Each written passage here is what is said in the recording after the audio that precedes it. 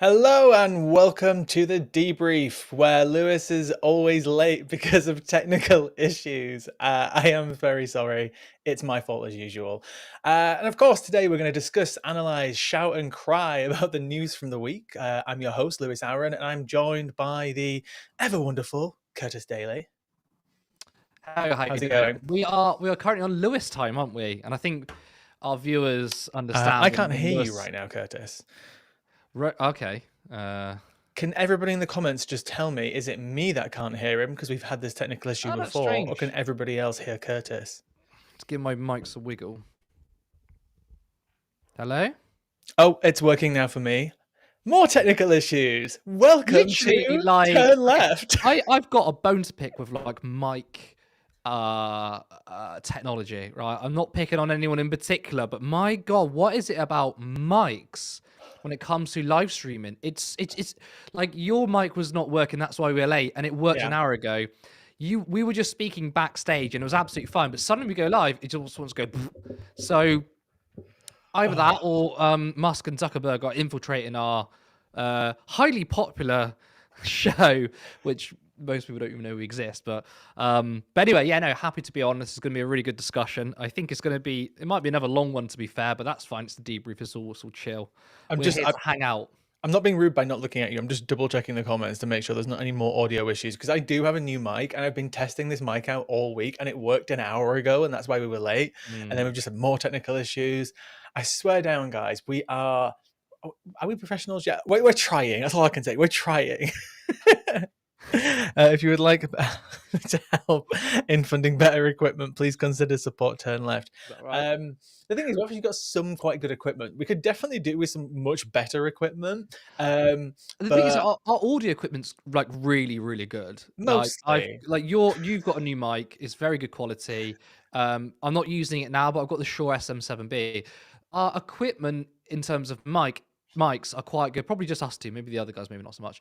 But I feel like we need like an audio engineer who can just check everything over, and if something goes wrong, they can just be like, "Ah, well, I don't know." anyway, Apologies. let's stop talking about audio issues. How's your week been? Fun weeking news? Has it been? It's been the same as every single week. I think it all blurs into the same thing. It's the only thing I notice time passing when it's every year. So it's like, oh look, it's Christmas. Oh look, it's a new year. But apart from that, everything else blurs into one. I don't know if that's politics or if that's just getting Yeah. older.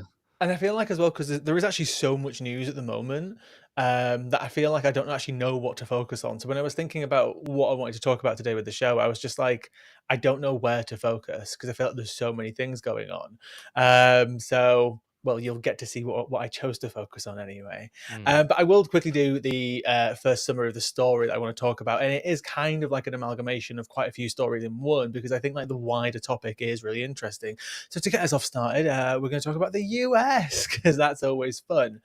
It's been a wild week in US politics. So in just over 1 week, Donald Trump will be inaugurated as the 47th president of the United States of America. And even though he'd probably struggle to remember the name of the first president of the United States, and he might even be the last president of the United States, Trump does finally get to be first place by being the first ever convicted felon to be president of the United States. As yesterday, he was sentenced to nothing. He was given an unconditional discharge. Was that the correct term? Was it unconditional discharge or charge? I can't remember what it was called.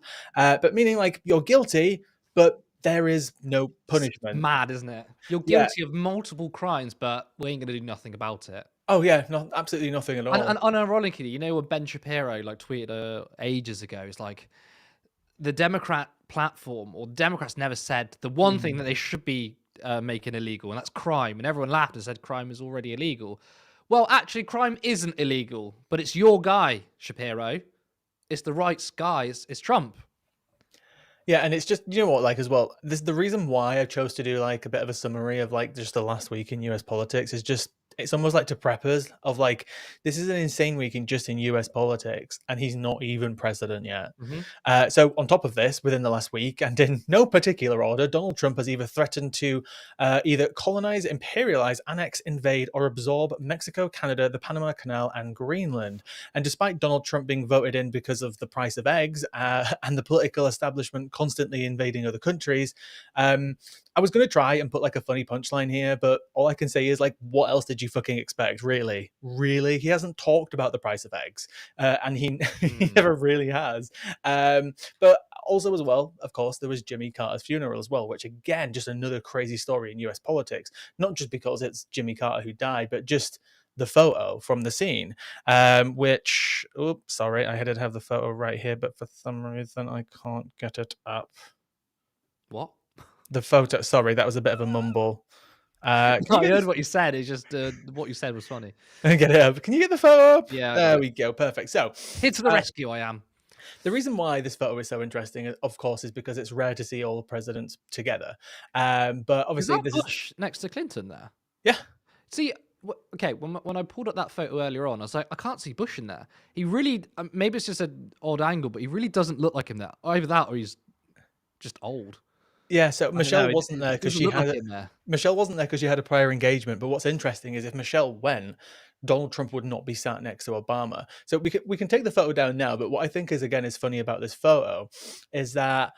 It must be kind of awkward, right? Because we've got Trump there who wanted to lock up Hillary, accused her husband of murdering people and ordering assassinations. Said Obama should be locked up, and by the way, you weren't born in this country and you're a secret Muslim. Said Kamala Harris wasn't black, obviously during the campaign, and then almost got Mike Pence murdered, who's just sat behind George Bush. So what a lovely reunion. It's just, it almost kind of, I think what's interesting about this photo and why it's actually a bit more iconic, I think, than people giving off is that it's an insane week in politics. This was kind of more towards the end of it. And it's kind of like the absolute insane mess, but then almost seeing like the legacy of it all and everything that came before Trump, leading all the way up to him then getting sentenced that the day after the funeral, and then almost like a week on Monday, I think it is, he gets inaugurated. Where do Sorry. we start with all of what's happened in the last week and what is going to happen in Well, the I mean, next 4 years? I've had a lot of people tell me that he's not serious about this, and he probably isn't, but it's a distraction. Before we get into what the distraction may be, even if he isn't serious, if you're president elected in 9 days, you're going to be president, making these rhetoric waves of colonialism or annexation, saying insanely fucked up shit like this is bad in of itself. You can't be like, well, he's not actually going to do it, so don't worry. He still said it, and that's obviously caused panic across global politics. Whether he's serious or not, I don't know. I mean, people are saying he's not. Maybe it's because to distract from the fact that actually, even before he's president, he's turned around and said, I'm not actually going to do anything about like the cost of living. I'm not actually going to do anything about the price of eggs. And that was kind of like the entire reason why Trump won, right? Because the Democrats weren't saying that much on the economy, at least in terms of like campaign message. Mm. And people were like, well, Trump's a bad guy. I know that, but I feel like he's going to handle the economy better. And they've dropped all of that, by the way. So this could be a massive distraction, but to me, that's almost immaterial because simply saying those words, we're going to use economic force to try and get Greenland. We want Canada to be the 51st state. That is so dangerous. It is absolutely dangerous. And I want to add as well, which I know it's not a story in of itself, but it latches onto it. I saw a clip of David Lammy, I think earlier on today. It just shows how much of a shameless scumbag he is, a man with no spine, a weather vane. You'd think that an upstanding liberal party, I don't know if you want to call it liberal, but a party that cares about international law and stuff would say, well, what Trump is saying is extremely worrying. Lammy was given excuses. He didn't say the words "I empathize" with it, but like the body language and his excuses for Trump which was that, well, it's about economic global security, and he was like kind of. I would say making almost excuses for Donald Trump when you should just call out for what it is. It's insane colonialism and it's annexation. And David Lammy, the guy who called Trump a fascist only a few years ago, is now saying, I think Trump's kind of got a point. and I wanted to add that in there because it really boiled my piss. It wasn't even just a fascist as well. What did he call it? It was like a something megalomaniac, something Hitler, something fascist. Like it Yeah. was much more of a punch than that. But what's interesting about all of this is that, you know, whether it's a distraction or not, whether it's just part of the flooding the zone type of situation, is that, you know, I follow this person on TikTok called Logic and Liberty, massive Trump supporter. I did some debates back in the day with her, and then I saw one of her videos, and she was talking about, oh, there's actually a justification for this. For if we think the US's security is at risk, then yeah, there's nothing wrong with a higher presence of troops in Greenland. And I'm like, I literally went straight into a comment section, and she replied, but I found it interesting to already see like Trump supporters. And she's got like a decent amount of followers. I think it's like something like 200,000, but already to see just a Trump supporter already justifying something that hasn't happened yet, if it were to happen, and it already shows you how much he's laid the ground for what he's about to do. And I know this is just one person, but I do think it goes back to the idea of, like, you know, he could shoot a person on Fifth Avenue or whatever it was. He can just literally get away with anything. I genuinely think if he gave the right excuse to do one of these things, less maybe so than Canada, less maybe so than Mexico, but Panama Canal, uh, Yeah. Greenland, I actually think if he actually went for it, I think most of his supporters wouldn't care. I really Oh don't god, think they they wouldn't would. care, and that's the thing. Never like the extreme MAGA cultists. Never listen to them when they say, "Well, we like Trump because he's." Or part of it is he's anti-war. It's all about the peaceful movement, and I made this point so many times. And it's like you're full of shit though, because Trump is not anti-war. He's extremely pro-war. We've got evidence of it because he used to be fucking president and a few years ago. And between 2016 and 2020, he ramped up the wars. He ramped up the drone strikes. Obviously declared that Jerusalem is the capital of Israel. All these insane things, and he's just doing what he's always doing. And yet the MAGA people aren't turning around saying, "Hold on a second, we thought you were doing this." They just go along with it. In fact, a lot of these sort of right-wing commentators in the US have no original thought of themselves. You've got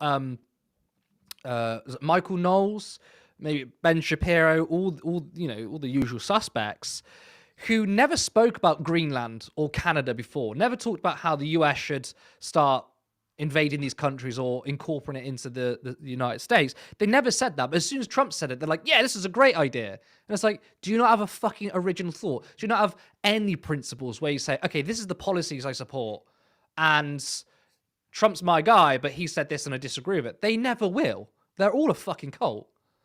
What's also interesting as well is that technically under US law, I don't know whether the Constitution or just law, that you have to get permission off of Congress to essentially go to war. But But there's obviously so many they times where that's been bypassed Oh yeah, in the yeah. They past. haven't officially like actually declared war in like Yeah, decades officially. But obviously it would if he actually wanted to do any of these things, it would have to be a special military operation.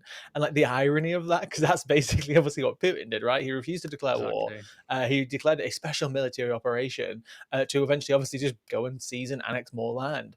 And you know what? I absolutely think that obviously if something like this happened, the rest of the world would just obviously, I think a lot of the world would obviously stand up to the US, perhaps not militarily, but I think the UK would just go right along with it. I really do think if it push came to shove, I would like to think we would side with Europe. But I really don't know if we would. I really, really don't know, especially with like Lami's And that's comments. kind of where Lammy comes into it, because look, I know that the Labour leadership has obviously severely swung to the right, but I thought at least they would well, I would have thought they would like made it clear that they would side with Europe and say what Trump is doing is absolutely Hmm. dangerous. But they because even their so-called liberal values, they're not even like the capital L liberals, because a lot of capital L liberals don't even stick to their own liberal values. Their values are just, I need to be. Aaron Bassani put it really well, actually. Centrism is basically trying to pitch yourself between two poles, and unfortunately, the two poles, which is the sort of the scope of the debate, is quite right wing. So their centrism, all they want to do is navigate like 50% in the middle. So Trump can say something absolutely insane and they'll move rightward with it. That's kind of how centrism works. So you'd like to think that even though the Labour Party is completely hollowed out, that it still would work with our European partners, given how Keir Starmer as well was massively pro-Remain, wanted Mm. to, he said Labour were the Remain party, and now they're not being strong enough on Trump. Which, to be honest, we need to look. I have a lot of criticisms of the EU, and I vote Remain, but I have a lot of criticisms. But one good thing about the EU is they can take on a lot of global power, which individual states can't do. There were a lot of moves and legislation within the EU that wanted to curb corporate power. They can take on the Zuckerbergs and the Musks, which little England won't be able to do it itself. Yeah. By the way, as well, I'm just curious as well. The question I asked you before, whether we would side with the US or Europe, I'm curious. Everybody watching as well, like we will be doing comments soon. What do you guys think? Like, who would we side with if push came to shove in the current circumstances? I am curious. Um, there is a part of me that I'd hope that we would side with Europe out of rationality, out of trade, out of all of these things. But I really, really don't know. History tells us in lots of situations. I immediately think back to like apartheid South Africa. It was the UK and US who were basically the last two powers Yep. hanging on, right? At the end, we were the Same would last be two with to make Israel. the move and be like, oh, yeah, we want to be on the right side of history, but the last people to do so. And this has been the same case over and over again. We continue to justify every wrong thing that we've done together Mhm. for the last few decades. I suppose that Um, is something consistent. What you pointed yeah, out there is that I'll say the liberal establishment, the entire establishment, the one thing they do is they're very consistent in being on the wrong side of history until the very, very end. And I think that there then should then say, well, what David Lammy is saying is completely, it's not surprising, because that's what Britain does very well, from slavery to South Africa and now to Israel. We'll be the last one. Us and the US will be the last one to be on the right side of history, which, by the way, you cannot be on the right side of history if you're too late. exactly, exactly. And people will hopefully always remember that as well. And this is why it's sometimes good to rehash history because people do forget, right? And it's always good to obviously point it out. With regards to, I want to go back to your original point about like it's just a distraction. So, Okay. firstly, a distraction for what? Is it just to keep the zone flooded? Or do you think perhaps three are a distraction, one is genuine? I don't think he'd actually invade Canada, but he has threatened economic sanctions. Well, What so, yeah, to that's. I force was them just about to into say their that. democracy?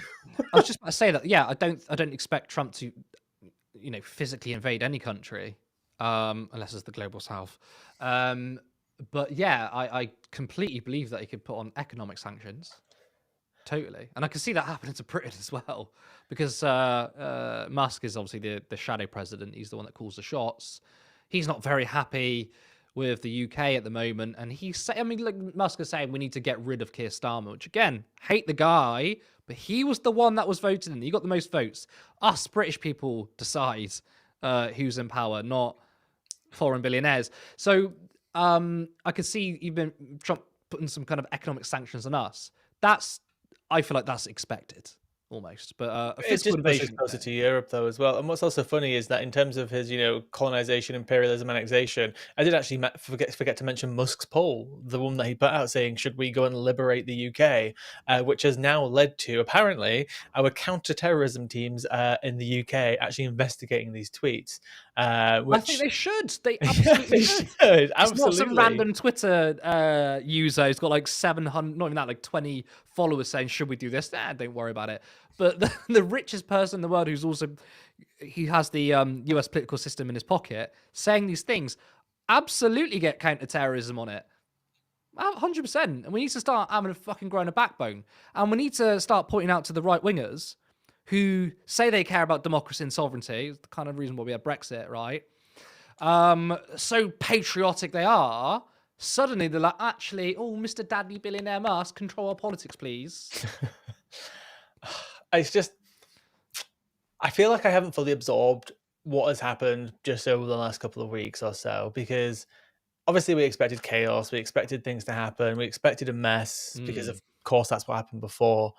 I just don't know where a lot of these things are going. I don't know what else to expect.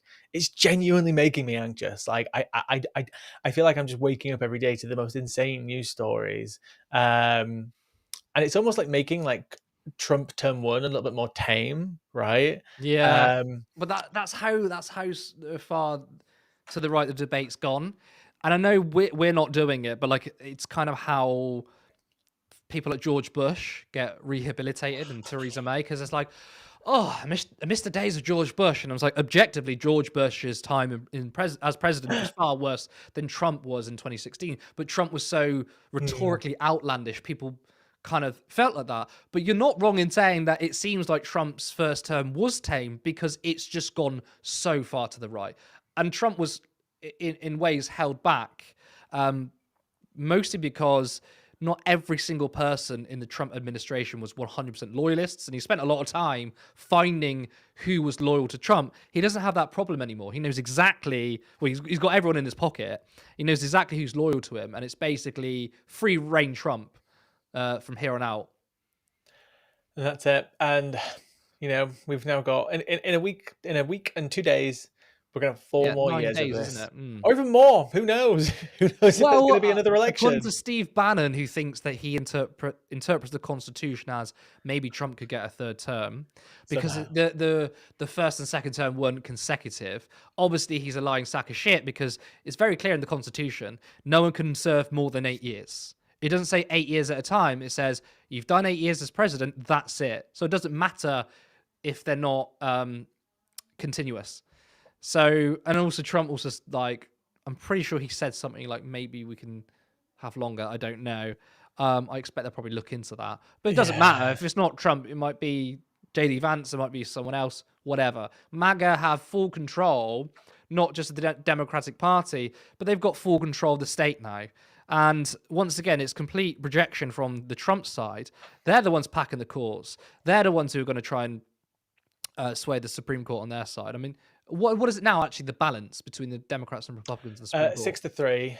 6-3. In terms of in favor of Republicans? Yeah, I Yeah. believe that's correct. Anybody in the comments can correct me if I'm wrong. I'd love to try and name them and impress you, but I'd miss out a few, I think. Christ. But yeah, it's 6-3, I believe. But obviously, he appealed to the Supreme Court just the other day to stop his sentencing, Yeah. obviously citing the ruling that he's immune for things that he did while he was president. But obviously, the hush money case happened when he wasn't president, so they rejected it. They reject 99% of cases that go to the Supreme Court. And I think it's like they've obviously been chosen and handpicked for what they believe in. I actually don't buy this idea, like many people do, is that, the Supreme Court will just do whatever Trump wants. Because if you actually look at the history of the Supreme Court that he shaped, they've rejected many things that he and his administration have Yeah. put forward. Problem is But that obviously, they are they've accepted so- many at the same time because that's what they were chosen for because of their ideology. I don't think they're just going to do whatever he wants. Sure, but it does, like, the problem is that they are so ideologically right wing. Yeah. They're Christian fascists, so it's like a lot of it ends up aligning with Donald Trump, because I don't think Trump is like, I think he's a fascist, but I don't think he's a Christian fundamentalist. No. I don't think he gives a fuck about religion. But yeah, the Supreme Court kind of aligns politically with him and his team and his movement, shall we say, even though it's a very top down thing. Right. Shall we move on to our next little story about Mr. Zuckerberg? Oh, let's talk about Mark Zuckerberg. The reason I wanted to talk about this as well, and you said you wanted to talk about this, is that I feel like a lot of people have actually just seen the headline, perhaps, maybe, and it's just like, they're just like, deregulating a little bit. They're getting rid of fact checkers. That was the headline. But there's so much more to this story, because it's a complete bow down to Trump. It's Mark Zuckerberg literally getting on his hands and knees. No, I'm not going to make the joke. I was gonna go rude then. I'm just gonna keep it as hands and knees. And he's just bowing down to Trump. I feel like that's the only motivation for this, but we can discuss it. But I think it's important to step away just from the headline that came out for it. Let's have a look at the video that he put out, and let's watch some moments from it. I want to talk about something important, because it's time to get back to our roots around free expression on Facebook and Instagram. I started building social media to give people a voice. I gave a speech at Georgetown 5 years ago about the... I'm going to do the first pause. He started social media so he could rate women. Just want to say that. Yeah, it was. I'm sure most people have seen the film, The Social Network. Social Network. Really good film, by the way. Yeah, it was. They wanted to. It's basically who you want to bang, and it was like two girls together in college dorms. Like, who would you choose? That was literally how it started. And then he ripped off a bunch of Harvard's college students. Didn't he? Were they Harvard?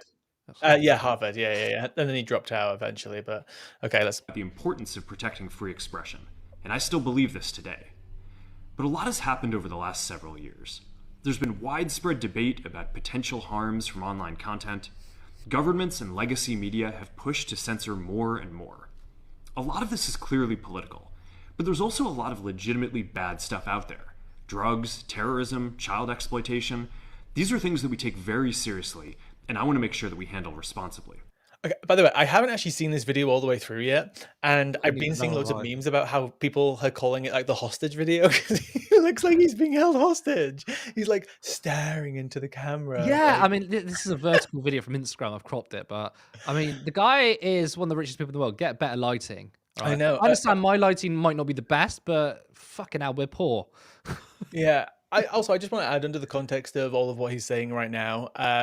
They were accused by Amnesty International, Facebook, Meta, him, of bolstering a genocide that happened against the Rohingya Muslims in is it Myanmar, Mm, and the fact that they're getting rid of fact checkers, despite the fact being accused of genocide, is still just wild to me. mm. So we built a lot of complex systems to moderate content. But the problem with complex systems is they make mistakes. Even if they accidentally censor just 1% of posts, that's millions of people. And we've reached a point where it's just too many mistakes and too much censorship. The recent elections also feel like a cultural tipping point towards once again prioritizing speech. So what he says there is very telling. He says the recent elections. What he's trying to say is, I think politics has gone to the right. So what we're going to do is curate our social media to the right. So it's that, first of all, doesn't sound like free speech. That sounds like manipulating the algorithm. By the way, there's no such thing really as free speech on social media. Correct. There's algorithms.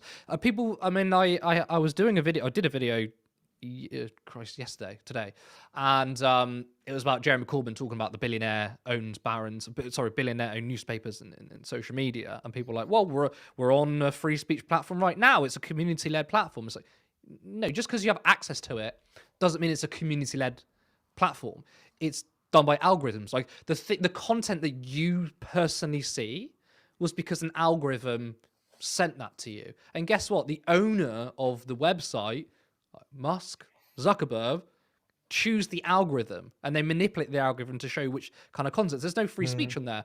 And basically Zuckerberg he doesn't want to say it, so he's kind of being facetious about it. That's not the right word, is it? He's saying, basically, I'm going to manipulate Meta to be more right-wing because of the recent elections. Yeah, it's also, by the way, I just want to point out as well, 3 billion users across all Meta platforms. 3 billion. So what's that, like a third of the world-ish? What are we at now? 8 billion? Almost a third, over a third? Yeah, exactly. Yeah. Absolutely wild. So yeah, I mean, people used to say about the terms of service, they'd be like, well, it's a private company, it can do what it wants. That kind of makes sense to me. I don't agree with that anymore because, like you said, a third of the world is using Meta or Facebook. Like, this isn't just a service. This is fundamental to modern society. It's a means of communication, and we need to take it seriously. And yes, there needs to be fucking regulation in there. The government does need to get involved because it's not just a small app, right? This is something so pervasive in our society. Sorry, I just had to put this up. Funny how people say he looks like a hostage. Where I mean, you're not wrong, but he also looks the closest to human I've ever seen him. Sorry, I just had to, because yeah, So we're going to get back to our roots and focus on reducing mistakes, simplifying our policies, and restoring free expression on our platforms. More specifically, so what is he referring to here? Because he says we're restoring free speech on our platforms. When, apart from the sort of algorithm manipulation I just spoke about, what things were Facebook doing that silenced free speech, or rather silenced right-wing speech that he now wants to allot? Like, what do they actually do? Well, I'm guessing, obviously, I think he's probably talking about the idea of how much they've built up the platform over the years, because obviously it used to be way less regulated. They got caught, obviously, being caught up in multiple scandals from Cambridge Analytica, obviously the Myanmar genocide, the Russian disinformation, and then they deeply started investing a lot more money into quote unquote fact checkers and more moderation at the cost of $5 billion a year. So, by the way, obviously the only motivation here isn't to be free and have liberty; it's money driven as well. If he can turn this into a complete community based fact check regulation type thing, community notes thing like Elon Musk has, they will save a lovely $5 billion per year. Here's what we're going to do. First, we're going to get rid of fact checkers and replace them with community notes similar to X, starting in the US. I know that's a short clip, but it's basically preempted what you just said. Getting rid of fact checkers, like, Yeah. Why people don't seem to be going as crazy as I think they would do. I mean, fact checkers are important. Like, we need to check the facts, and saying we're going to get rid of it in favor of community notes. What are you trying to say? What you're saying is basically there's a lot of content that might get flagged for misinformation, and we don't want that because we want more people to pump out misinformation. That's exactly what you're saying, because some community notes have been good for some things, but they've also been bad for some things, because almost anyone can engage in community notes. Sometimes community notes are wrong because they're not completely fact checks. They are just community, whenever you've rated a community note, anyone can rate it. So it's fact checking is better than community notes, I think. But to say you want to get rid of it, it's just saying that I want more misinformation on my platform. Yeah, what's interesting though as well, there was a story that came out just a few weeks ago about how Meta on Instagram specifically was actually restricting videos related to Gaza over the last year. I can't remember what the exact story was, so I don't want to quote it directly, but they basically said it was kind of like an accident that we did this, and then we've like fixed it now. But it's so funny because at the same time that they're doing all of this, that this story comes out just a few weeks ago about them suppressing stories out of Gaza, which I just don't even care why. I don't even think why they'd care about that, because again, they're going back to this model or going forward to it, and because engagement and enragement makes money, right? That's eventually just what it comes down to. On top of that, this is the guy who banned Trump off of Facebook just 4 years ago, almost to the day. So he's obviously bending the knee and making these changes. And they were obviously very sudden, because to add one more thing to this story is that Nick Clegg has stepped down from Facebook all of a sudden, from Meta. And it's obviously to do with these very sudden and quick changes that have come around. I wanted to show this comment from Soul Life. In my opinion, the most icon line from the movie Snakes on a Plane was "Turn this motherfucking left, Troy." Samuel L. Jackson. That's exactly what he said in the film. So I agree with Samuel L. Jackson. Turn this motherfucker left. I want to quickly add this one as well. Actually, he's saying to us, "Do you want to red pill?" And that's exactly what he's doing. 100%. After Trump first got elected in 2016, the legacy media wrote nonstop about how misinformation was a threat to democracy. Yes, it is. We tried in good faith to address those concerns without becoming the arbiters of truth. But the fact checkers have just been too politically biased and have destroyed more trust than they've created, especially in the US. Is that possibly because reality has a left-wing bias? What's annoying though is that they worked with like people like AP News and lots of other news people. They didn't work with anyone that was like particularly known to be massively biased. They worked with media's outlets and other media organizations which are well known to be quite respected, quite balanced, and very centrist. So this idea that they were too left leaning is I think it's just a way just to signal to Trump and Musk. Yeah, I mean, essentially. First of all, truth isn't biased. Truth is truth, but a lot of people think, and it's that famous line from JD Vance on the debate was like, "Oh, like I hope you're not going to fact check this," and it's like you've just openly said, "Can I please lie?" Is because they feel like, and people on the right think that fact checkers are politically biased against the right, which say that slowly. Facts are biased against right-wing politics. Like it's not sinking in for these guys. The reason why the right are probably fact checks more is because the right lie more. Okay. And I know as a lefty, I'm going to say that. And you might be saying, well, you're going to say that as a lefty. I'm sorry, but it's true. I mean, again, they're not to say that the left don't lie or liberals don't lie. I mean, the Democrats lie all the time. But can you tell me a time when Kamala Harris said that, immigrants are eating cats and dogs? It's not just the quantity of lying. It's the extreme misinformation. The left or liberals don't do that on that scale. So yes, you're going to see more fact checkers against the right. But if you guys stop fucking lying, maybe it wouldn't happen. So now they've come to this weird conclusion that I think fact checkers are biased. So you're saying that facts are bias? Is the whole sort of alternative facts that Trump said before? Look, there are definite ways how fact checking can be a problem, but that's when the fact is being checked by not a real fact. So, for example, we'll say there's a genocide in Palestine. Someone might put a fact check and say, well, this is false because this newspaper or this organization declared that it wasn't a genocide. Now, technically, they might not be incorrect in saying, well, one organization said it wasn't a genocide, but you have to zoom out and then say, well, most human rights organizations say it is. So that's a way that, yes, fact checkers can be manipulated. I completely understand that. But the problem is, don't get rid of it in favor of community notes, because community notes gets politically manipulated all the time, doesn't it? By the way, I don't know if you saw this as well, because I think this only just came out maybe today or in the last 24 hours. Do you remember the previous hearing that Zuckerberg was involved in, where he was saying the Biden administration were contacting them to get rid of misinformation to do with a certain illness that we were all suffering from a few years ago? So he said that at a hearing that the Biden administration were directly calling them up and saying, you should do this, you should do that, which I think was massively misinterpreted in the news. However, in the last 24 hours, he's now come out and said that the Biden administration were on the phone screaming and shouting at them to remove certain stuff, which I just call bullshit on. I am just calling bullshit. It's just another thing. He's basically saying, here's something that you can throw at the left and make me look good because I'm getting on my knees for you. It's scary. It's scary because another two things to add on to this is if you remember, the Washington Post, which is now owned by Bezos, obviously affected how their media outlet works leading up to the election because they were scared from retribution from Trump.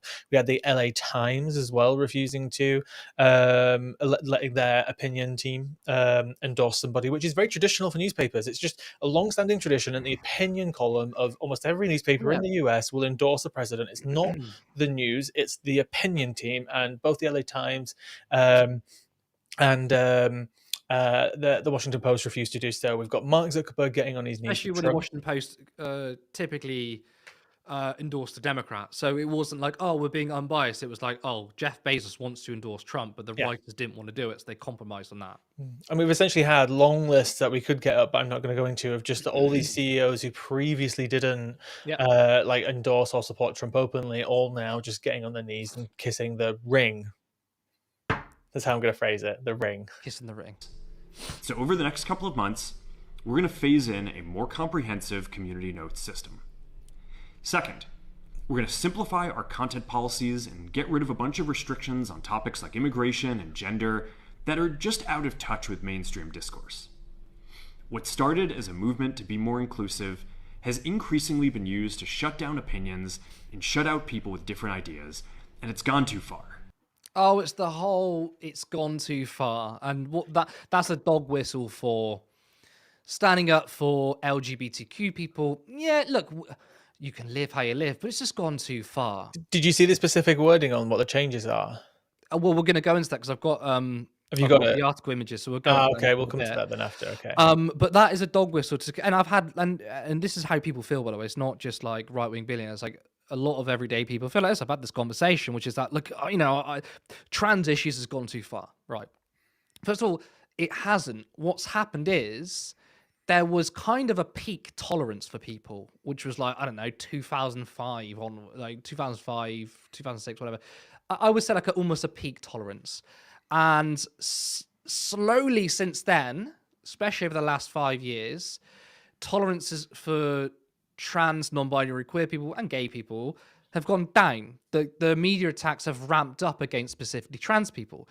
So people are coming in and doing a false narrative, which is that the reason why people are turning against this is because it's gone too far. It hasn't gone too far.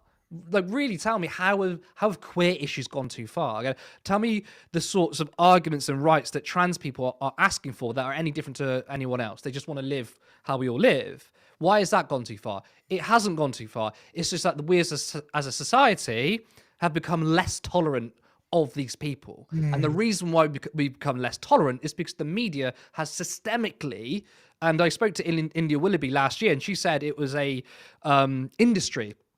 Transphobia is an industry. It is a money-making industry, actually, I think. So people have just become more hostile. That's why. And then for Zuckerberg to say, right, so we previously were quite strong when it comes to sticking up for LGBTQ people. We're not going to do that anymore because basically people have become more right-wing, and I'm just jumping on that bandwagon. That's it. Yeah. Way to protect your users, by the way, because there are millions and millions of queer people that still use your shitty Facebook and Meta. I mean, Instagram as well, by the way. It's It's not so just Facebook. bad. It's so bad. Like, Facebook is just terrible. No one our age uses it, especially in the West. I know it's more popular in certain countries.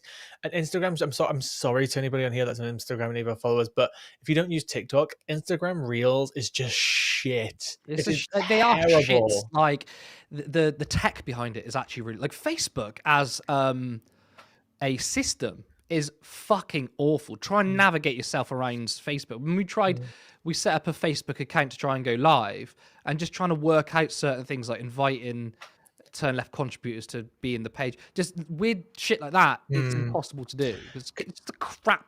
I want to add in here very quickly, side story, but it'll take 2 seconds. Remember that TikTok next week is getting banned, Yeah. and Facebook, Meta, Mark Zuckerberg spent tens upon tens, not just like 10 million, 20, but tens and tens and tens of millions of dollars over the last 2 to 3 years on lobbying in Washington to get TikTok banned. I remember reading about this 2 to 3 years ago, Now, and why people would were talking one about how tech nobody's giant seen this billionaire amount wanna of do money that? before in Washington be spent on one single issue. But obviously, tens and tens of millions of dollars is a drop in an absolute grain of sand, isn't it, compared to anything, compared to the money that they make. So if you want to be interested in why TikTok is getting banned, I can guarantee the person on the screen is part of the reason too. Well, why would a tech billionaire, owner of a social media company website, want another social media company shut down? Why? Why do you think that is? Impossible to say. So I want to make sure that people can share their beliefs and experiences on our platforms. Third, Sorry. I saw that. It's because I'm always carrying him, Rachel. That's why. I'm just gonna pick things out of his hair. Fuck away from my hair. Just jealous of my blonde hair. So we're changing how we enforce our policies to reduce the mistakes that account for the vast majority of censorship on our platforms. We used to have filters that scanned for any policy violation. Now, we're going to focus those filters on tackling illegal and high-severity violations. And for lower severity violations, we're going to rely on someone reporting an issue before we take action. The problem is that just sounds like cost saving and laziness, doesn't it? Basically, we want to save money, so we're not going to do it. If someone says the N-word, we ain't going to pick it up, but someone else can do it themselves. Yeah, as well. Like, TikTok is a very sensitive app. It has a very sensitive scanning system, which does take down things arbitrarily. But when I really step back and think about it, I would rather be within a system that's too careful than not careful enough. Because I've had videos taken down, I've had comments taken down. You can appeal them very quickly. I've never waited longer than an hour or so for a video to come back up if it does get taken down. And I mean, I'd rather live in I a system personally that's think too careful. I personally think TikTok's algorithm is insanely bad, and I do hate it, like the over censorship. But it's not like the problem with TikTok is that it bans or censors like not even offensive stuff. Yeah, Which that like, is part of the what? problem, definitely. So I do hate that, but you can have a platform. Nothing's going to be perfect, by the way, right? But you can have a platform which isn't like TikTok, which is like you sneeze and you're demonetized or whatever, and then having like Musk and now Facebook just saying, "Oh, I can just post Nazi content and nothing happens." Like there is a middle ground here. It exists. that the filters make mistakes and they take down a lot of content that they shouldn't. So by dialing them back, we're going to dramatically reduce the amount of censorship on our platforms. We're also going to tune our content filters to require much higher confidence before taking down content. The reality is that this is a trade-off. It means we're going to catch less bad stuff, but we'll also reduce the number of innocent people's posts and accounts that we accidentally take down. Fourth, we're bringing back civic content. For a while, the community asked to see less politics because it was making people stressed. So we stopped recommending these posts. But it feels like we're in a new era now, And we're starting to get feedback that people want to see this content again. Fucking hate this. So yes, there are a lot of people who use social media who just don't want to see politics, and I understand because it is stressful. And you nailed it there. Well, you nailed it. You said that was the case. He's basically saying we're going to push political propaganda on you now again, even though like it never stops. By the way, if everyone's used Facebook, like I partly left it because it was just such horrendous right-wing slop. Yeah. It's never not been political. So basically, the bringing down restrictions or watering down restrictions or censorship, saying we're going to bring back politics to every single person despite the fact that they don't want it, just means we want to have more right-wing propaganda in front of your eyes, and that is it. Or maybe they could just build a fucking decent app that is actually got a good algorithm that tailors to what people want, like fucking TikTok, right? If you don't like politics, you don't see politics, and occasionally an odd video might come up, and you scroll past it, and the algorithm's like, person's not interested in that, and I'm just gonna keep giving you more cat videos. Whereas like Facebook is it's just terrible. It's I mean, a terrible TikTok makes app. me laugh so much though, because you can have your algorithm curated for you, and you watch one video of like cats or whatever, or like a specific movie. That's it now. It's like, yeah, you love this stuff, don't you? And like, I do like it, but like I was interested in that specific video. And it's like, nope, we're gonna push you with that. So, I mean, that just makes me laugh. I'm not saying there's a problem with it. I just think that's funny. Go on, play. So we're going to start phasing this back into Facebook, Instagram, and Threads while working to keep the communities friendly and positive. Fifth, we're going to move our trust and safety and content moderation teams out of California, and our US-based content review is going to be based in Texas. Why would he do that? I Why paused would he do immediately. that? That is just such the biggest signal to, because obviously, you know, California is seen as like the lefty hellhole, and Texas is seen as like, ooh, the right wing heaven, and it's just Well, it's it's just because it's they want to ridiculous stop. and a They joke. want to 'Cause pay less tax. what was that? They just want to pay less tax. Yeah, well, they didn't say they're moving their entire headquarters there, because obviously they've got a multi-billion-pound headquarters that is still located in Silicon Valley. They're just moving their quote-unquote moderation team there. But it's almost kind of like a bit of a line joke at the same time, because most of their moderation team is just hired from abroad. So it's only just like a small team that works in the US compared to the ones that they have abroad. It's just a virtue. This is virtue signaling, which is something that the right actually hate, but it's a virtue signal, because obviously the first person to famously move to Texas was Joe Rogan, right? From California to Texas. And then obviously the second most famous person to move from California to Texas was Musk. And there's this whole, you know, California versus Florida, California versus Texas argument that constantly goes on. But what's funny is that most of these people have all built their company and the success of their company, the success of their careers, from Rogan to Musk to Zuckerberg, in this beautiful state of California, and then they fucking turn their back on it when it's convenient for them, tell it to fuck off, and then gone too move to another high. state which is more convenient for them. Camera's gone. Your camera's gone. It said the temperature. Oh, well. Oh, is your camera turned off because it got too hot? I've only ever had that happen once. It's been on for hours. Well, Guys, am I going to have to switch to my frigging laptop camera? While you sort that out, I'm just going to say thank you to Follow Our Music. Oh my god, that is an angle. This is not the angle that we want, guys. Thank you for Back the in a gift of second. 5 turn left memberships. That is very, very kind of you. I'm going to show everyone's name on screen now. Sorry, I'm going to go too fast. Oh, thank you. Oh, Jim Speak. Camera says you're too hot. Is that how you're supposed to say it, by the way? Hot. I don't know. I don't want to watch the video without him. I'm just gonna see if what comments we've got then. Let's go back to the beginning. Flow Snake. Yes. Oh, sorry. I'm still having trouble with my emails. I got your email, so I'm gonna reply to you. But I need to speak to our email provider because they keep screwing up. But yes, I did see your email, and I 100% will reply. I did say I'd reply straight after the show, but I got so busy. But definitely a reply is coming your way. When will the happy, fun times come again? Never! It's never going to happen. No, I'm joking. I'm sure one day something might work out. But if not, can we just, laugh a little bit? Because the world is going to shit anyway. It's about the friends you made along the way, right? SFM is the dog. Look over there while he screws everyone on social/Medicare. This is obviously when we were speaking about the rhetoric around Panama and Greenland and Canada. I mean, that's what it is. Again, it's like we say this shit over and over again because it never changes. Trump has already admitted that he's not going to change anything on the economy. He's not going to improve people's lives. So I think they're just going even more extreme on these crazy ideas. So the media is talking about it, and it works because now everyone's going to be talking about Canada and Panama. But what about the price of eggs? We are back. What happened?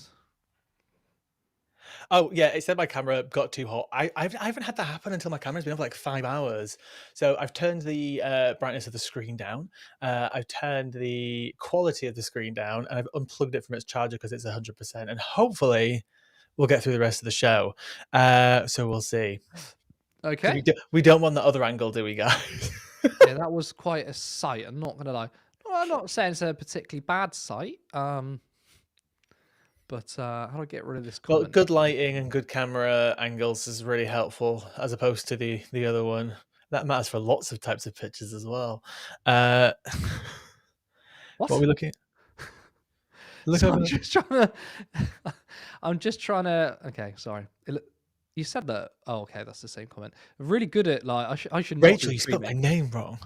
Why? Oh, Louis. The French way? Louis? Oui. Okay, let's continue with our friend Mark Zuckerberg. Yeah, let's get through this. As we work to promote free expression, I think that it will help us build trust to do this work in places where there is less concern about the bias of our teams. Finally, we're going to work with President Trump to push back on governments around the world that are going after American companies and pushing to censor more. The US has the strongest constitutional protections for free expression in the world. Europe has an ever-increasing number of laws institutionalizing censorship and making it difficult to build anything innovative there. Latin American countries have secret courts that can order companies to quietly take things down. China has censored our apps from even working in the country. So it doesn't mention about... So back when we were in the EU, there was that issue of TTIP, which was the Transatlantic Trade Partnership. Yeah. Something like that. It is that. And it was the ISDS, which is basically corporations could take governments to court if a government makes a policy that hinders profits of corporations. Insanely undemocratic. We left the EU, so TTIP didn't come into force. But there's basically another piece of legislation, I can't remember the name of it, which basically is going to bring that shit back. And he does, and this will happen in America as well. A lot of countries are signed up to it. He doesn't say that. I love that because all about secret courts that are coming in and trying to take shit down off of Facebook or whatever. It's like, why don't you say anything about the fact that corporations can now legally sue governments for loss of profit? It's because he doesn't want governments interfering into his agenda, which is social media platforms, because that's where he makes his money. That's how he exerts his political interference.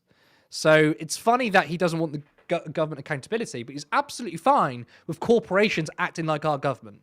What's also annoying as well is that he's like, oh yeah, America's got the greatest free expression in the world, but he's still not making the platform to reflect the First Amendment. He's not doing that. They're still going to restrict lots of things. They're just going to make it more free than it currently is, but at the same time, you still won't have First Amendment protection. So it's just more virtue signaling. God, I'm surprised he didn't say at the end of this video. Who knows? He might be like, "Let's make America great again." Just to throw out some more shit. Should have fucking said that, but yeah. The only way that we can push back on this global trend is with the support of the US government. And that's why it's been so difficult over the past 4 years when even the US government has pushed for censorship. By going after us and other American companies. What censorship have the government been pushing on you? He's talking about the COVID stuff. The accusation that the Biden administration was asking them to, take down certain things. This story was so massively misconstrued. But also something that's incorrect. And the thing is, though, look, you have the right to be incorrect. Lying is not a criminal offense. Mm-hmm. But pushing out misinformation on public health policy affects other people. And I have no issue with I have no issue with governments getting involved Yeah. when it comes to misinformation, Yeah, because they it's didn't not about you; it's about the rest of society. exactly. They didn't do anything. They didn't threaten. Yeah, it's It's nothing. very normal for a government administration to call up a company or multiple companies, sit them down at a table, and try and like work something out, try and do Yeah, something better, to try and affect positive change. They don't have to do it, of course. And there's literally, and if anyone threatens them, that's also wrong too. But none of that's been accused. yeah. All that they're saying is that the Biden administration asked them to work on disinformation around COVID, but now he's signaling it more as more of an attack on free speech. What's also funny about this, it's not to do with Meta, but obviously, remember the whole Twitter files story where Elon Musk, Oh my you god, know, yeah. peeled back the truth about Twitter, which was absolutely nothing. Nothing. It was just such I bullshit. was trying to see what have you revealed. There was Nothing. nothing. There was literally nothing in all of it. Do you know what did come out of one of the stories though related to Twitter? Is that actually the fucking Trump administration contacted Twitter when they were in power to ask for a tweet from what's her name? Somebody will know in the comments immediately. It's John Legend's wife. What's her name? John Mariah Legend's wife. Carey. No, Mariah Oh Carey. Mariah Carey is not married to John Legend. no, she's married to Nick something. Why did I say Mariah? Nick Cannon. Nick She Cannon. was. I think they're divorced. I don't I'm, know. I'm literally waiting for somebody in the I have comments to come. no idea about pop culture. Anyway, someone will put it in the comments in a second because I trust in the audience. But anyway, John Legend's wife basically called Trump a little bitch or something along those lines. And his administration contacted Twitter to ask them to take it down, which is just the funniest little bit of like the funny little fact that I love to Is it just Tyra point out. Banks? It's not Tyra. It's not Tyra Banks is not That's married what to Jim said. I'm just repeating someone else's Jim. comment. Tyra Banks is not married to John. I'm literally having to, right. The audience, you've let me down. You've let me. No one's getting it. It's not Tia Tequila. It's not Tia Tequila. Jesus Christ. I'm having to Google it right now because Yeah, so obviously there's Chrissy no issue. Teigen. Who? John Legend is married to Chrissy Teigen. This is a politics Okay. show, I promise you. But anyway, Chrissy Teigen called Donald Trump a little bitch, and they asked Twitter to take it down. And that is the government getting involved when they have no business to. Like you can call someone a bitch. But again, no one says anything about that. Yeah. It has emboldened other governments to go even further. But now we have the opportunity to restore free expression, and I am excited to take it. It'll take time to get this right. I'm excited to go. He's so excited to take it. I'm excited to solidify my power even more. He's taking it and spreading it for Trump. Oh, is that too far? I don't know. That's fine. It's Through past the complex watershed. systems, they're never going to be perfect. There's also a lot of illegal stuff that we still need to work very hard to remove.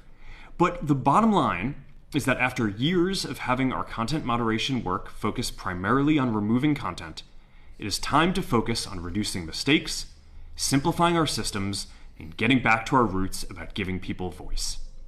I'm looking forward to this next chapter. Stay good out there, and more to come soon. Stay good out there. The thing is, of course, there's going to be less mistakes because they're not going to do anything. So you can't make a mistake, can you? Because it's like, well, we're not going to really moderate anymore. Okay. So I had to find. I'm sorry. I had to find the original tweet, and this is actually a document from Congress. Trump asked Twitter to take down a derogatory tweet from Chrissy Teigen, and this is on record. So he noted that Teigen responded to the post in reference to the original post, calling Trump a pussy ass bitch. Oh god, his ego is so fragile. It's so fragile. Okay, so I wanna speak about this particular article, which sums everything up about what Zuckerberg is planning to do. Okay. And it's what you alluded to earlier, which is this. So Meta's new guidelines allow users to say LGBT plus people are mentally ill. So if we go into the article more, it basically says Meta's updated hate speech guidelines allow users to call people mentally ill based on their sexuality or gender identity. The guidelines, which were updated on Tuesday, still do not allow Facebook, Instagram, or Threads users to insult people based on their mental health, except in this new specific scenario. So except if you're trans, if you're gay. That's literally it. So you can't say mental health slurs to people, which I'm glad. But if they're in the queer community, oh yeah, fuck them. The guidelines now read, we do allow allegations of mental illness or abnormality when based on gender or sexual orientation, given political and religious discourse about transgenderism and homosexuality and common non-serious usage of words like weird. So basically that says, because transphobia and homophobia has increased in society, we're just going to bow down and allow that to happen. Insanely fucked up. And that is under Zuckerberg on Facebook. And so, I mean, what's your response to that, first of all? The response is that they're always just constantly hypocrites, because they make up very specific rules like this, and I feel like, again, specifically outlining that you can call a transgender person or somebody with gender dysphoria mentally ill is just, it's almost like, again, it's just like another signal to the administration, to people like Musk, that you're allowed to do this, because obviously I think after so many years of discourse on this topic, I think, unfortunately, especially the online people, it has fallen down the side of, it's the majority who are not necessarily bothered about this topic. I wouldn't say that they would want to call people mentally ill who are transgender, but the majority of people who are online in places like Meta or obviously Facebook, Instagram, that they can get away with having this policy, because the online discourse tells them through the engagement that this will probably have more positive benefits for them than negative benefits. So it's just another way that they can make more money off of this type of discourse. And obviously, we need to remember as well that most of the 3 billion users for Meta are not necessarily, more progressive Western countries. And even still, obviously, within our countries, there's a lot of discourse on this. Most of their users are, Asia, India, Africa users who are actually where Facebook is very popular in these countries. But again, it's almost like on the same topic. And again, going back to, I feel like I just want to shit all over Musk, just because he's an easier target. But again, it goes back to the hypocrisy of this specific topic, because famously, Musk is all about free speech. Actually, he allows types of free speech which are illegal even in America in many ways on his platform. But if I were to tweet out and I use the word cisgender, I would get a warning on my tweet. That's against that's against their rules. So I was getting literal racist remarks on my account, and I reported it, and it's every single time we couldn't see anything wrong with this. If you say the word cis or cisgender, it's banned.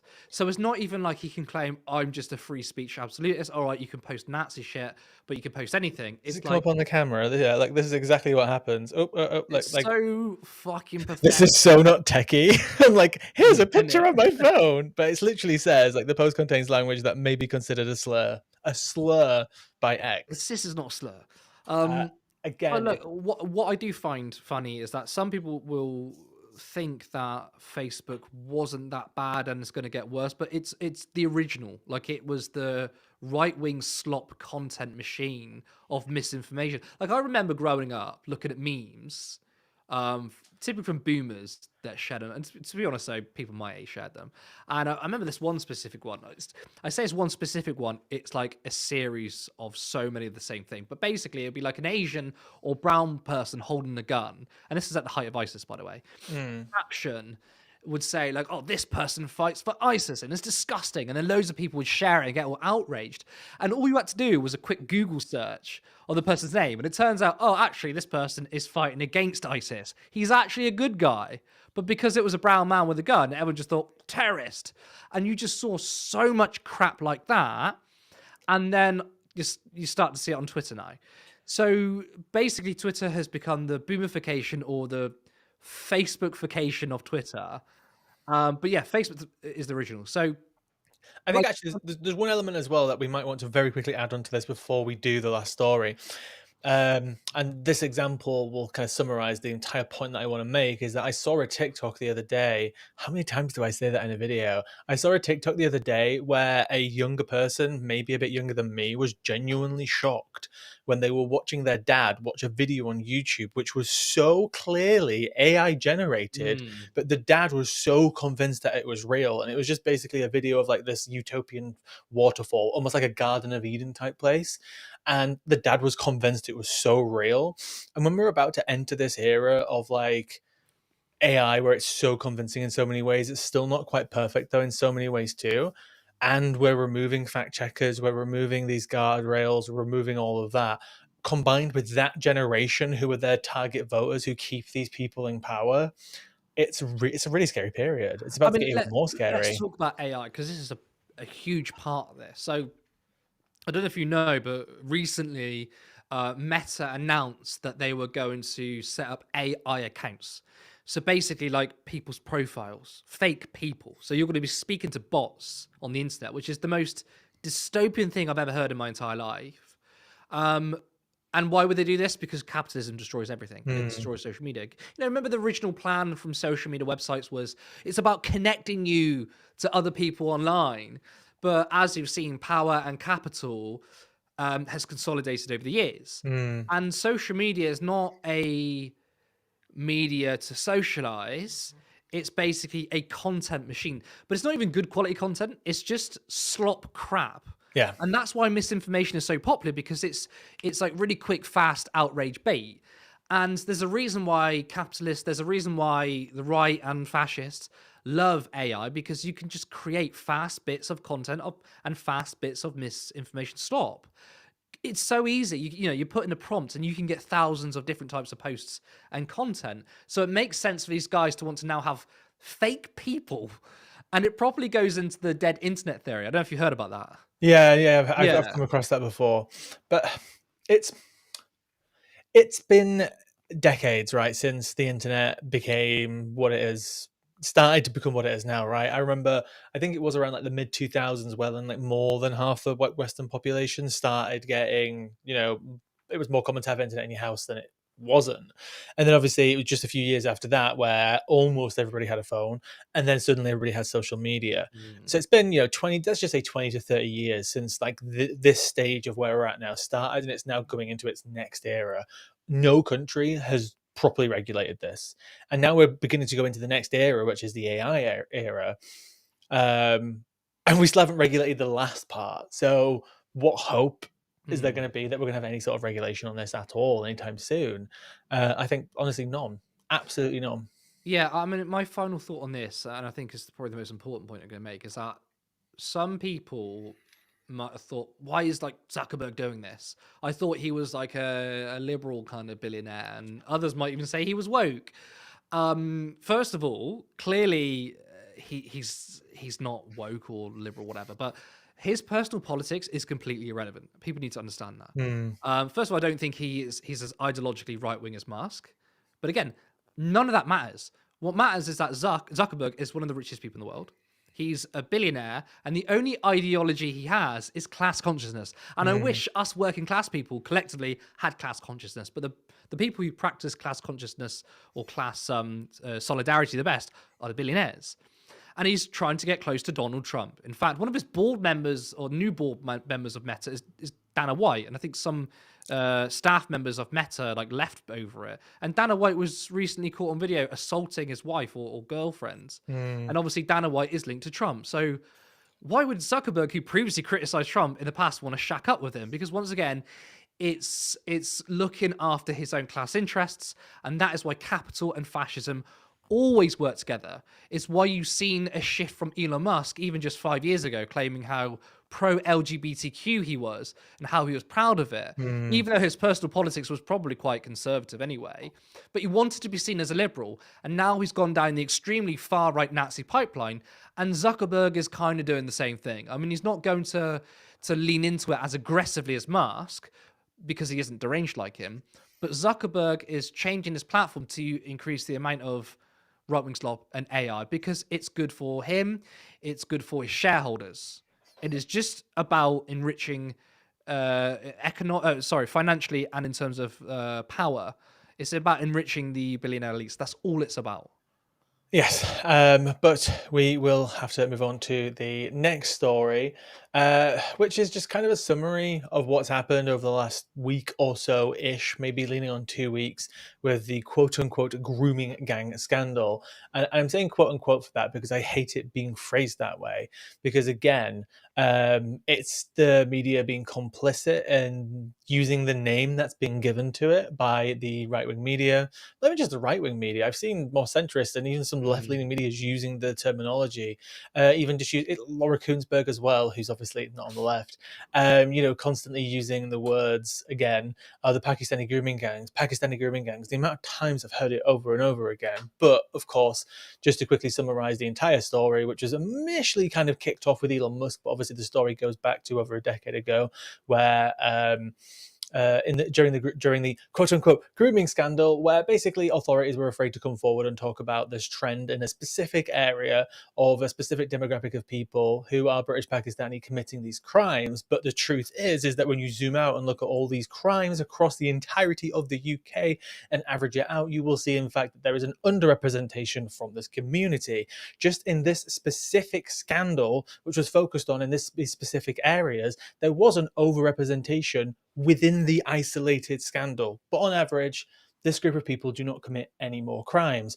And of course, this story has come in and out of the media for over the last decade or so, and obviously recently bolstered by Elon Musk, by him attacking Keir Starmer, by obviously attacking the government's policies on the grooming gangs, despite the fact that they have not been in power for the last 14 years. And during this scandal, during the 7-year inquiry, I always forget what they call these. I think it's Inquiry commission. The inquiry that took place, which took £200 million to do, which came out in 2022, in regards to child sexual exploitation all over the UK. But the reason why we ignored that story is because Liz Truss was currently in power when this report came out. And now that it's politically convenient for the right wing and people like Elon Musk, Nigel Farage and the Conservatives to throw this story back in Labour's faces when they had literally nothing to do with it, for some capital gain, essentially, has resulted in everything that we've seen over the last week, with Jess Phillips obviously being attacked. We've had Ed Davey be attacked by the richest man in the world. We've had Keir Starmer attacked by the richest man in the world. And a bit of kind of a shake to our democracy and democratic systems. And obviously, including in all of this, the kind of fallout of Elon Musk and Tommy Robinson and Nigel Farage, and which has eventually led to, I don't know if you saw this just earlier yesterday, the 10 councillors for reform who said that they're going to quit because they're not happy with Farage's leadership. And obviously this comes after Elon Musk's tweet. It's a bit of a mess. It's the end of the week. All of this has come out. It's just one big story now, instead of loads of little ones that have been dribbling and drabbing out through the weeks. Where are we at now with it? Is it over? Is it going to continue? Is it going to no, it's not over. This is the new right-wing thing they're going to push and push and push. I do want to say, Weasel Wes, someone I have no respect for, has actually said something right, because broken clock and all that. You sent it in our chat, didn't you? Grooming gang. I put it. Yeah. Grooming gang rhetoric risks inciting mass violence, says Westrian. Exclusive Health Secretary points to New Zealand mosque massacre and says entire communities must not be tarred with the same brush. And that's true. Look, the statistics that you alluded to shows an overrepresentation of white people in grooming gangs and underrepresentation of Asian men. And of course, Asian men has been the target here. Now, I've said this before and I'll say it again. I don't give a fuck if you're white, black, brown, religious, not religious, Muslim. I don't care, right? If you're in a grooming gang or you're a groomer, you are a piece of shit and you should be in prison, right? That's a very simple thing to grasp. The problem is the right wing aren't grasping it, or rather, they're deliberately changing the narrative on it, because they are only concerned about grooming when it's against people they hate. That's why they only talk about Asian grooming gangs or Muslim grooming gangs, whatever it is, because they're using that's their target is brown people, Muslims, not because they actually give a fuck. If they cared, then why don't they speak about the 83% of those who are in grooming gangs are white? And some people have said, well, what about per capita? You know, because obviously the majority of them are going to be white because the majority of the country are white. And that's why you just said there's an overrepresentation of white people in grooming gangs and underrepresentation of Asian men. So the last statistic I saw, it was 9% of the population are British Asian. Yet 7% of grooming gangs are consisted of Asian men. 83% of the population are whites, yet 88% of grooming gangs are committed by white people. Now, of course, that's not a huge disparity. There is a slight overrepresentation of white people and a slight underrepresentation of Asian people, right? You could look at that and say it's about right. What that basically means, it's in proportion to the population. Therefore, that means there's no specific issue within a specific community that comes to grooming gangs. Otherwise, you'd see something like, oh, only like 9% of the population are Asian men, yet they make up 50% of the grooming gang scandals and groomers, basically. Then you would have a problem. But the statistics are not showing that. So if you ignore the overwhelming majority of cases in order to attack a certain community, then you are not interested in the victims. You are using it as a political point. Reform actually had a SA survivor speak at one of their, was it a rally or saw conference? this. That to me is fucking disgusting. Look, what the right are doing is they are framing this, or they're seeing this through the lens of the perpetrators, not the victims. If we look at this whole thing through the lens of the victims, then the conversation would be, well, if you're a young woman, more than likely, overwhelmingly, you are likely to be groomed by someone who is white. So if you looked at it through the lens, the people who we should be focusing on, by the way, not the perpetrators, but the victims of it, then you would come to the conclusion, yes, that white people pose more of a danger than people of color when it comes to grooming gangs. But because it's through the lens of the perpetrator, they're saying, well, we want to talk about Asian grooming gangs. Now, having said that, even though it's more likely to be white people, I still then don't say, well, we have a problem with white people in general. So what the right are doing, and probably not just the right, but what this whole narrative is, well, we think there's a lot of Asian grooming gangs. So what is it about Asian men? What is it about Muslim men? Whereas I'm not saying what is it about white men, because I don't think it's an intrinsic trait of white men. I don't believe in that. That is fascist ideology, which is the thing that a certain race of a human is intrinsically supposed to do, going to act in a certain way. That is fascist. And if you were to say that white people are naturally bad people, that's actually fascist. It's fascist. I say we have a problem with grooming in society, just generally. But as well, like who perpetrates it, we have a problem with sexual abuse and rape in society, and that's something that needs to be addressed. And if you want to address it, then address it holistically, rather than going, well, let's look at those bloody Asians. Because you're not getting to the root of the issue. But these people don't want to get to the root of the issue. They just want to be racist. Simple as. And they just want to weaponize it for their own cause as well. It's not only about demonizing the group of people, but it's about, weaponizing women and children as well in many ways. Because if it's not children they're trying to weaponize in their victimhood, it's women as well, which is quite ironic because you know me, I love to do a little bit of research, right?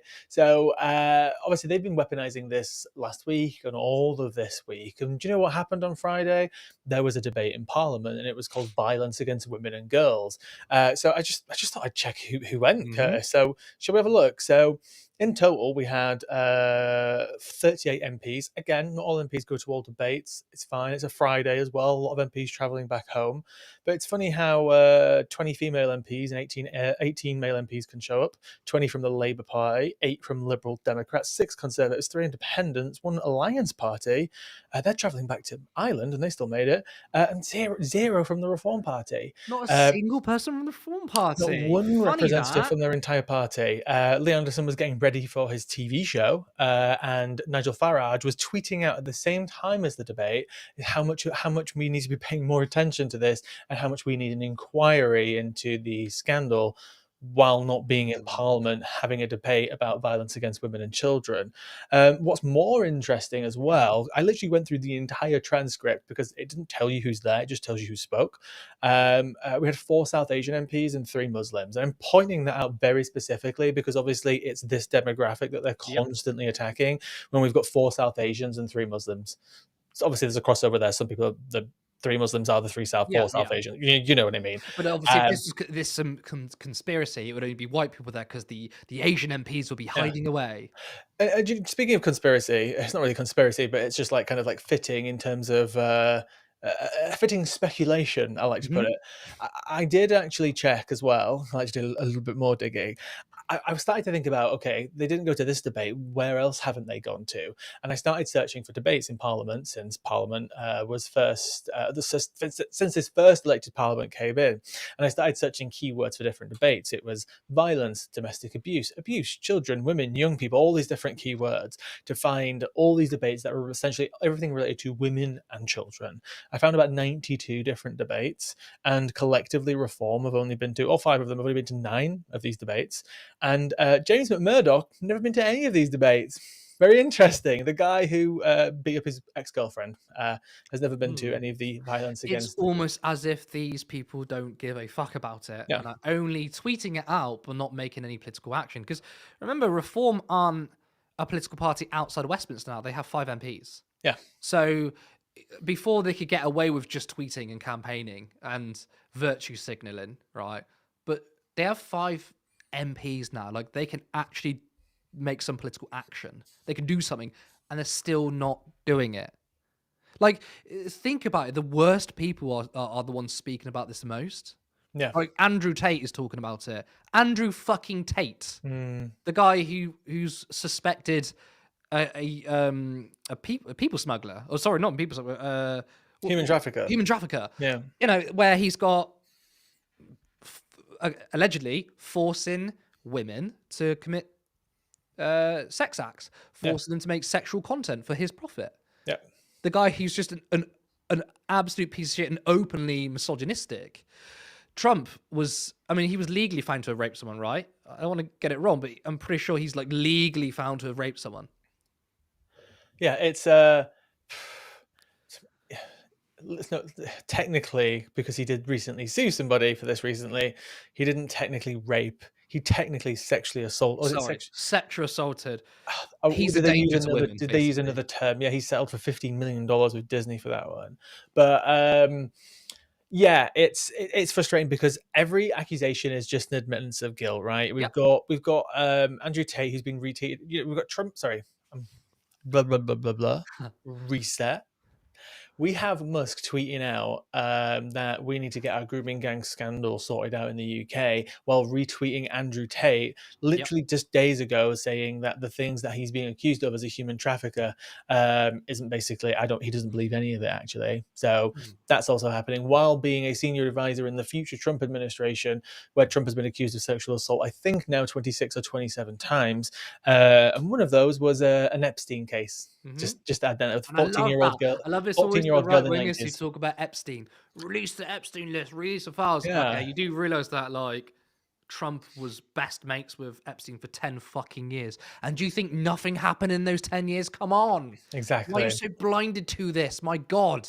And then he nominated, obviously, Matt Gaetz, Matt who Gaetz. just a few weeks after the report came out from Congress, which they tried to bury and suppress, where it said that he had sex, paid for sex for a 17-year-old girl, which, of course, in America is underage, and in fact a federal crime actually, because he did it across state lines.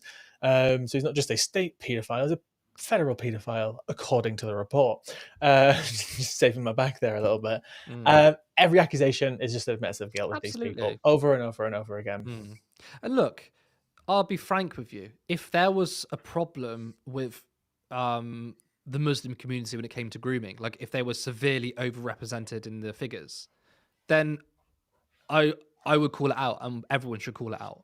Because, you know, obviously, yeah, you don't want to add flame to the fire of Islamophobia, but if that was truly the case, what matters is the victims of sexual assault. But it's just simply not the case. That's just it. It's not that, like, it's a myth being pushed that politicians are too scared to call it out because they don't want to offend people, right? That is simply not the case. That is a myth to justify why figures are showing that it's overwhelmingly white men. Because the response I've heard is, well, that's because more white people are investigated. I mean, okay, so you've just made that up, by the way. There's no evidence to say that. You've just said that. And then they go on to say it's because politicians are too scared because it's politically incorrect. But the figures do not show that there's a massive overrepresentation of Muslim or Asian men. And if it was, to be a proper progressive leftist, you call it out. And I would, but those facts do not align with, well, that reality does not exist.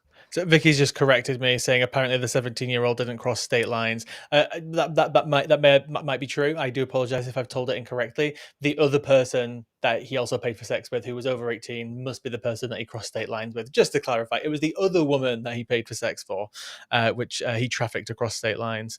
I just lost my trail of thought. Where was I going to go with that? I don't know. Ooh. Interesting comment here. I'm seeing now that many victims are deciding to sue their assaulter for damages instead of SA because the damages are more likely to produce actual results. Yeah, it's wild that the system has failed so much that people are resulting to doing it this way, which even still, you need resources to do this. This is why Eugene Carroll was able to win the case against Trump. It's not just because it's in a lefty blue state that hates Trump. It's because she has the resources to do so, unlike many of his victims, which is very unfortunate. And also, they usually tie up these victims with lots of NDAs and gag orders. That's the point that I was going to make. I don't know, nobody's made this point, or I've heard make this point. Wes Streeting kind of tapped into it, but I don't agree wholly with his statement. Oh my god, we're agreeing with Wes twice in a show. He said something the other day about we shouldn't be scared to talk about the truth, and we shouldn't be worried about political correctness. I agree with the part of if there was a group of people who were overrepresented in something, it has to be talked about, it has to be discussed, whether it's a specific issue to one group of people. We shouldn't be scared to talk about it. I agree with that assessment. What I don't agree with is the conclusion it's not due to political correctness. For me, the way I've interpreted this entire scandal is that the police who are handling these cases thought that if the information of the amount of cases that were related to these specific areas came out, because it's not, if you actually look at the reports, most of these people got prosecuted. It's not like people weren't getting prosecuted. It's just that they weren't taking the information that they had on the amount of cases related to this group of people at this particular time in this particular area wasn't being discussed and furthered. The scandal here is the police and the authorities are so scared of the racists in this country and the backlash from them that that was a big motivation of them not wanting to take the issue further. And I think that's, for me, a very large story. I wouldn't say it's a bigger story than the actual scandal itself, because it was in itself a scandal. There was 1,500 children involved in this over the space of, was it like 1997 to 2015 or something? It was a big scandal, but at the end of the day, we shouldn't look at it as, oh, the police were scared because of political correctness. The police were scared because the racists in this country have such power that they didn't want to openly have an honest conversation about this. That's the way I've seen this and interpreted this, but I don't know if that's is that controversial? Well, I mean, if that's the case, that's the case. But then that just shows that the racists are the ones who are harming us looking into it even further because they want to use it as a political football. Like, I'm obviously not against any inquiries. I mean, if someone said, look, we want to do an inquiry because we think there is an issue with specifically Asian men, I wouldn't be against the inquiry. Because if that happened to be the case, at the end of the day, victims are the most important. I don't care who does it, right? It just so happens that the truth is it's not disproportionate one community or not. But if someone turned around and said, we think this is the case, they want to do inquiry, I wouldn't say no to it. I want more inquiries. But what we're saying is the evidence we have now is there's misinformation. It's just simply not the fact that if you're brown, you're more likely to do it. It's just not the case. And again, God, we're gonna give credit to the Labour Party one more time, but not so much. But when the report came out, I'm really sorry, but I cannot remember the name of the woman who did the report. She did the original report related to the original scandal, and obviously the longer one too, for 7 years. Anyway, she praised Keir Starmer in her report that when he was DPP, that he made changes when he was DPP. So let's give credit where credit is due. He was specifically mentioned in the report. It was commissioned years before he was even the leader of the opposition. So it's not like some politically motivated thing. He was praised for the actions that he took while he was DPP, which actually positively affected a lot of cases going through court. And the idea of then taking that and attacking both Keir Starmer, who made positive changes to the system, and also Jess Phillips. What was that? Sorry, Alexis J. Thank you so much, Emma. Okay. So many names to remember. The fact that we've got Jess Phillips, who's done for so much for women in this country and continues to do so, who reads out the name every year in Parliament of every woman who's been killed in the UK. She reads them out every single year. You've got Keir Starmer, who affected positive change in the DPP. So take them and to take this issue and weaponize it and weaponize the victimhood of these people against these two people who don't necessarily deserve it. It's just disgusting and sick. Mm.